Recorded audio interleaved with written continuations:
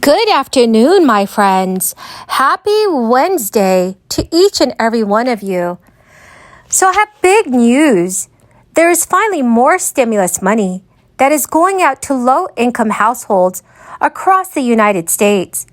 Lawmakers have revealed their new timeline for when Americans can expect to receive a fourth stimulus check.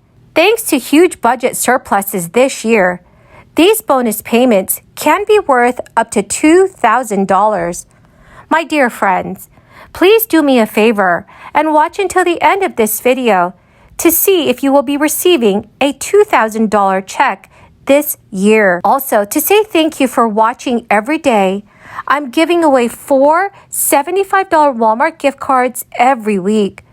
Please enter these giveaways by clicking and liking several of my videos, and then commenting below the keyword of each video that you watch. The more videos that you watch and leave a comment on, the greater your chances of winning these giveaways. You mean the global inflation caused by the worldwide pandemic and Putin's war in Ukraine? We're making progress. Since I took office this year, gas prices are down more than $1 this summer, and we're going to keep it going down. To block giving Medicare the power to negotiate lower drug prices.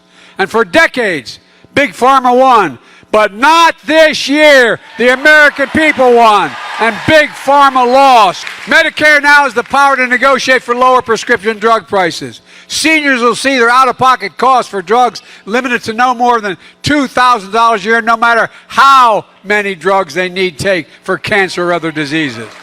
Limit. If you're on Medicare and have diabetes, your cost of insulin will be capped at $35 a month. We also included a provision that would have allowed anyone with diabetes, including those kids and their families, that should get charged somewhere between $600 and $1,000 a month.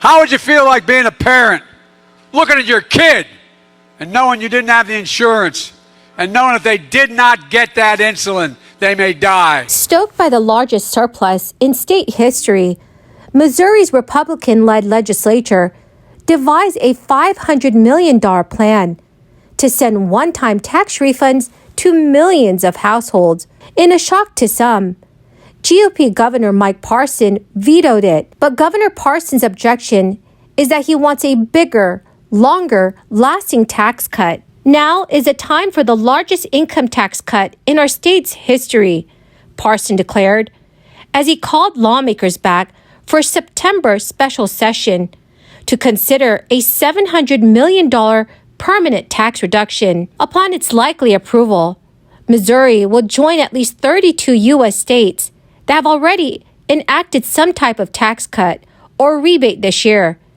an astounding outpouring of billions of tax dollars back to the American people.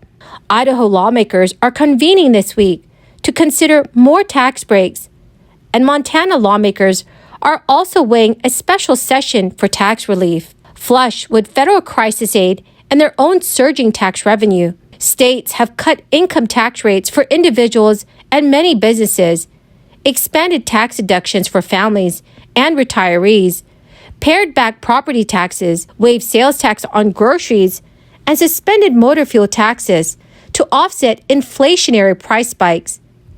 Many have also provided immediate tax rebates. Republicans and Democrats alike have joined the tax-cutting trend during a midterm election year, yet divisions have emerged about how far to go.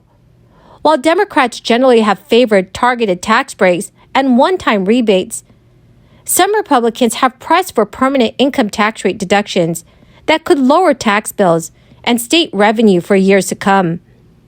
Governor Parson describes it as real, lasting relief. Some budget analysts warn that permanent tax cuts could strain states during a future recession. The United States economy has shrunk for 2 straight quarters this year, meeting one informal sign of a recession.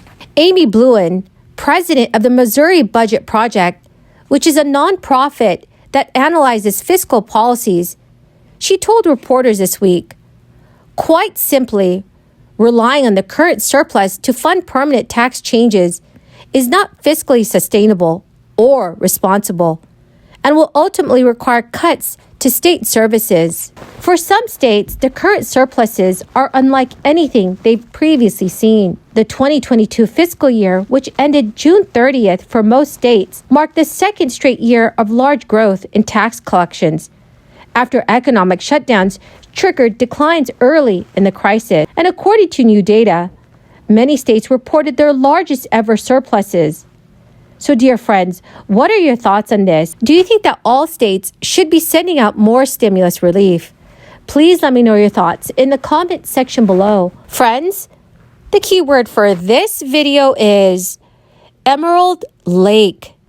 If you would like to enter tomorrow's Walmart gift card giveaway, please click and like several of my videos and then comment below this keyword, which is Emerald Lake, and additional keywords of any video of mine that you watch.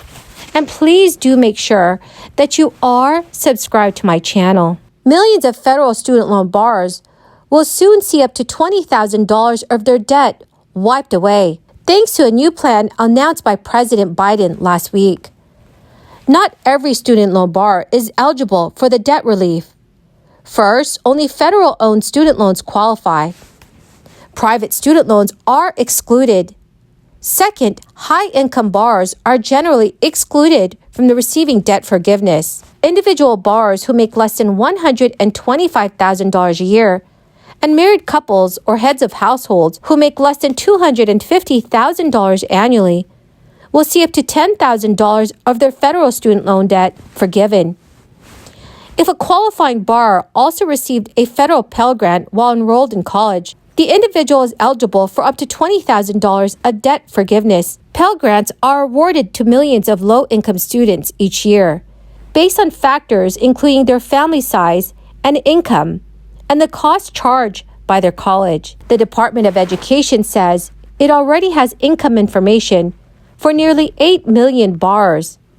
Those borrowers will automatically receive the debt relief if they meet the income requirement. Other borrowers will need to apply for the student loan forgiveness if the Department of Education does not have their income information on file. It is important to remember that borrowers will not have to pay federal income tax on student loan debt forgiven, thanks to a provision in the American Rescue Plan Act that Congress passed last year. Well, my magnificent and marvelous friends, that is the end of my daily stimulus update video for today.